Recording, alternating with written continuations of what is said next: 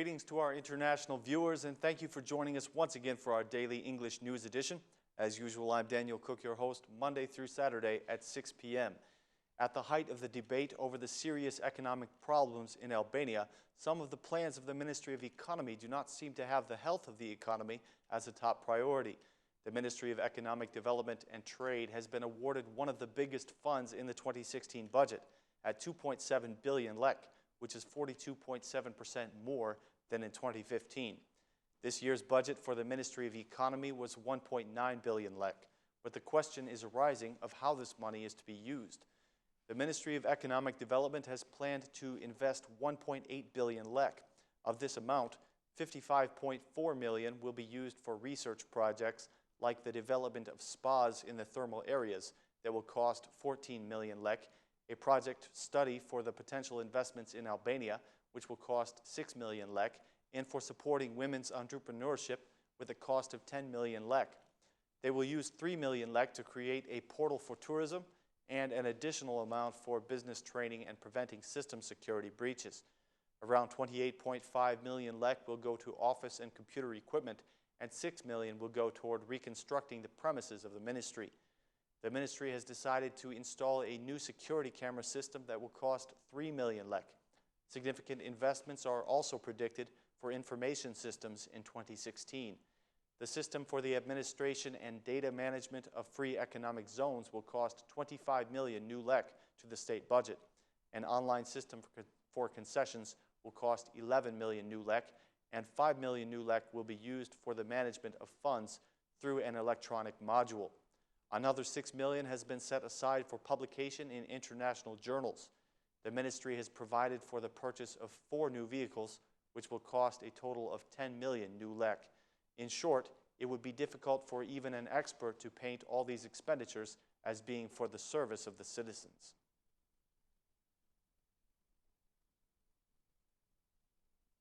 Today, the members of the Economic Commission discussed the new bill on gambling, and both the majority and the opposition rejected an article that would transfer the right to issue gambling licenses to the government. The majority MPs also spoke out against an article that would designate 10% of the value of fines and arrears to bonuses for inspectors of the Gambling Authority. The head of the Economic Commission, Basha, suggested that a shareholder with a criminal history should not be allowed to receive a license to open a betting joint. According to Mr. Basha, this ought to be included in the bill. The Commission also voted in favor of the 2016 draft budget in principle. The draft budget for next year will be discussed in Parliament on Friday.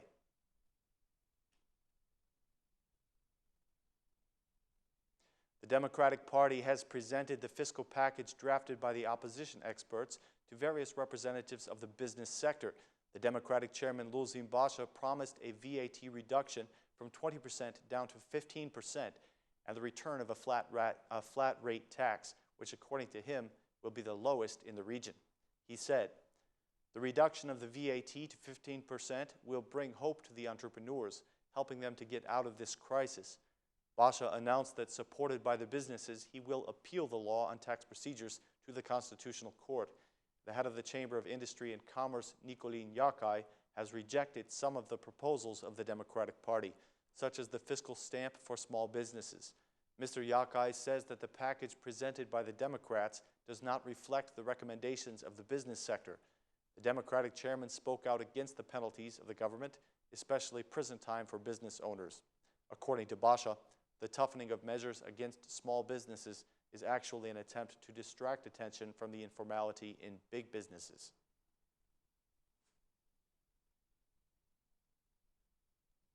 At today's Law Commission, the Minister of Innovation, Milena Harito, presented a new project for improving public services and reducing corruption.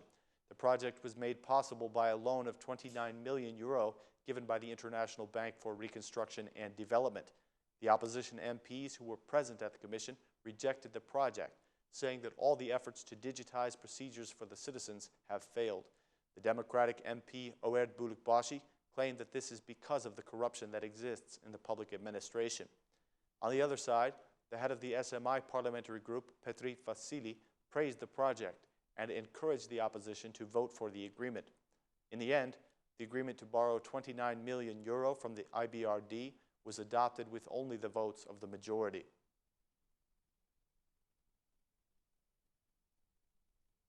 The government has taken a new action that will come to the aid of needy families and businesses in financial difficulty. The government is forgiving the energy arrears of more than 22,000 needy families and more than 4,000 businesses. This news was made public by Prime Minister Rama today. Energy arrears will be forgiven for all those needy families that have respected their agreement with OSHA. The Prime Minister explained that these families will only pay 100 old lek. Mr. Rama explained that the needy who have signed a contract with OSHA for the payment of their debts but have not respected that contract will still have another chance. They have until June 30th of 2016 to respect their contract and begin making regular payments on their energy bills and arrears. The Prime Minister said that small businesses will also benefit from this leniency. Around 4,097 businesses will be forgiven who have paid their arrears correctly but owe late payments and interest to the state, said Rama. For this category, the late payments and interest will be completely reduced to 100 new lek, meaning that by paying 1,000 old lek, their obligations to the state will be forgiven, said Prime Minister Rama. 2,314 businesses which jointly have unpaid arrears and late fees in the amount of 100,000 old lek will have their obligation reduced to only 1,000 new lek. Prime Minister Rama says that this initiative is dedicated to the energy reform, and he announced that there will be other steps coming to ease the financial burden on the citizens.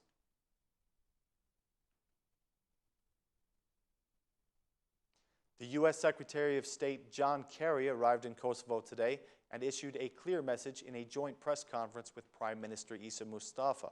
John Kerry said, "We do not support any agreement that would violate the independence of Kosovo. We have invested a great deal in the future of Kosovo, and we would not jeopardize that." Mr. Kerry called the opposition to peaceful dialogue, saying that the parliament is not the place to spray tear gas. He went on, "The agreements have been politically difficult, but the capability to make difficult decisions for the good of your country is called leadership. The U.S. is satisfied with Kosovo's leaders who have shown readiness. Parliament is not a place in which tear gas is sprayed. Parliament is the place where debates are held," said Kerry. Kosovo's Prime Minister Isa Mustafa said that the government is ready to dialogue with the opposition, but that it will not accept violence. Kerry said that he will also visit Belgrade to discuss the Serbian dialogue with Kosovo.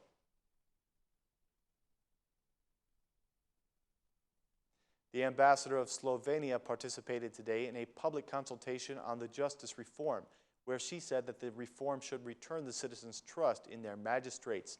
Ambassador Stancic said that the justice system in Albania is the worst in Europe and that the reform should be implemented without compromise. She made the following statements.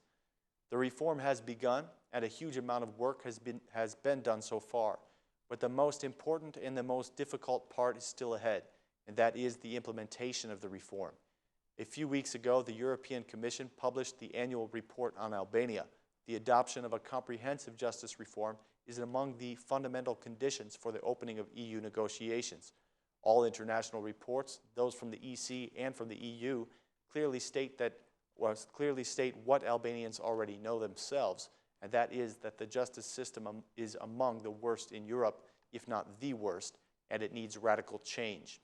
We very much hope that this reform will bring that change. This process aims to establish trust in the institutions and the people who are bound to serve them. Corruption is a daily part of Albanian society. Judges and prosecutors are no exception, so we have to start with making changes to the magistrates because they are fundamental to a fair society. This reform has to be comprehensive, very deep, and without compromise," said the Slovenian ambassador.